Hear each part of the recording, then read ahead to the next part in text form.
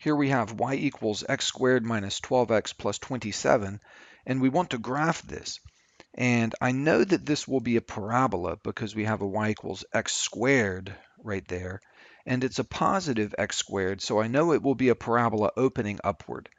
And I'm going to graph this using the technique of finding the intercepts. I'm going to find the places where the parabola intercepts the x-axis. And this technique of finding the intercepts often gives us a pretty quick and easy way of getting an accurate graph. So I'll do this and explain my thought process as I go. Okay, first, think about the x-axis. Every point on the x-axis has a y value of 0. So we want to find where this thing equals 0. So let's write it that way. I'm going to write x squared minus 12x plus 27 equals 0. And I want to solve this for x. Now this is a regular quadratic equation which we can solve for x, and we can solve this by factoring.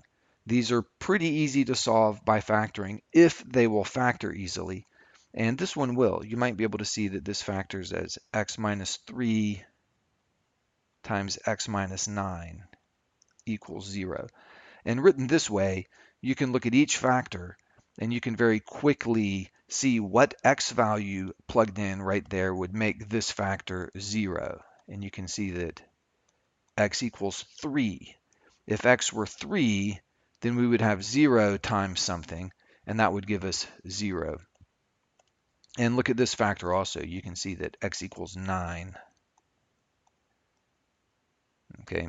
If we plugged in x equals 9 right there, we'd have something times 0 because 9 minus 9 is 0. So these 2 points, x equals 3 and x equals 9, those are the x values, see there, the x values where the y value of the function is 0. So on the graph, we can plot those points, x equals 3 and x equals 9.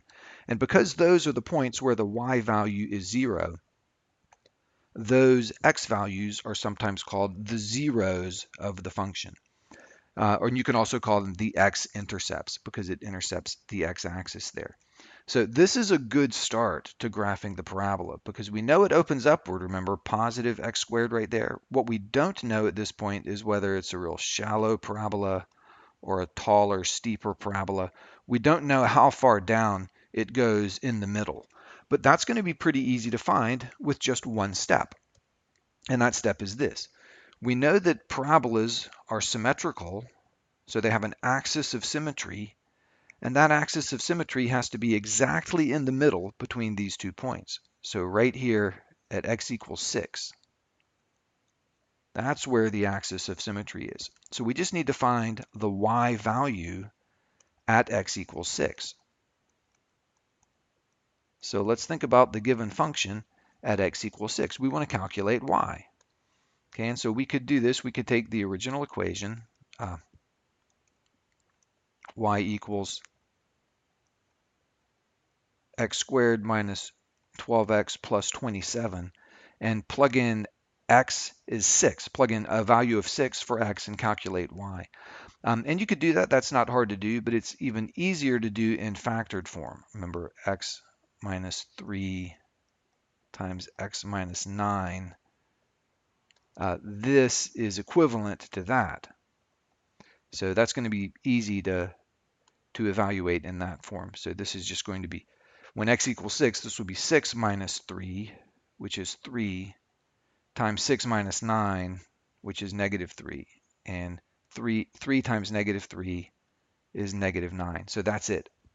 When x equals 6, y is negative 9. That gives us a point right there. Okay, and that's enough to graph the parabola. I can, though, get some more points in here to make an accurate graph. See this y equals x squared? There's an implied coefficient of 1 right there. Y equals 1x squared. So this graph is going to have the same shape as a regular y equals x squared parabola.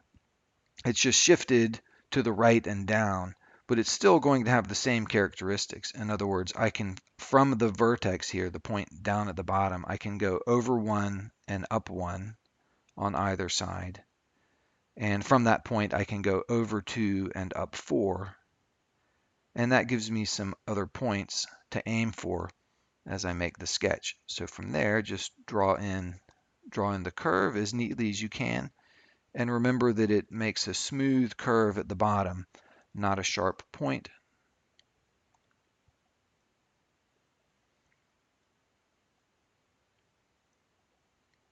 And there you go, not too bad.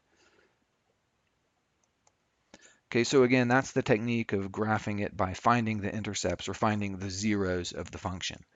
So you take the equation that's given and you set it equal to 0 and solve for x. And we solved for x here by factoring.